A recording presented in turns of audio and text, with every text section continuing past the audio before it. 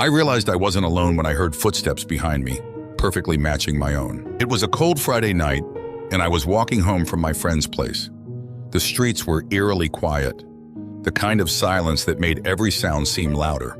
I had my hands stuffed into my pockets, head down to shield myself from the biting wind when I first heard them, footsteps echoing mine. At first, I brushed it off as my mind playing tricks on me.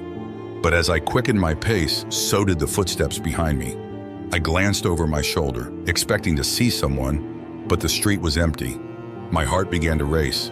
I told myself it was just my imagination, that there was nothing to be afraid of. I kept walking, trying to stay calm, but the footsteps continued, always just a few paces behind. They never gained on me, but they never fell back either. I turned down a side street, hoping to shake whoever or whatever was following me. The footsteps followed, relentless. I decided to confront my stalker. I stopped abruptly and spun around, ready to demand answers. But again, there was no one there. The street was deserted. A chill ran down my spine as I realized the footsteps had stopped exactly when I did. Heart pounding, I pulled out my phone and called my friend. As I waited for him to pick up, I heard a whisper. So close it felt like it was right in my ear. "Don't look back." I froze, every muscle in my body tensing. My friend answered, his voice a distant comfort, as I stammered out what was happening. He told me to stay on the line and keep walking. I did as he said, moving as quickly as I could without breaking into a full sprint. I was only a few blocks from my apartment when the footsteps resumed, now closer than ever. The whisper came again, more insistent this time. "Don't look back."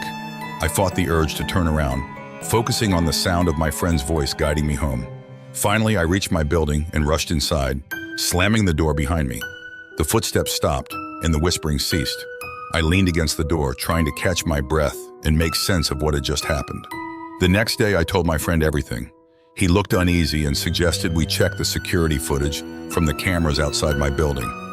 We watched in silence as I appeared on the screen, walking hurriedly toward the entrance.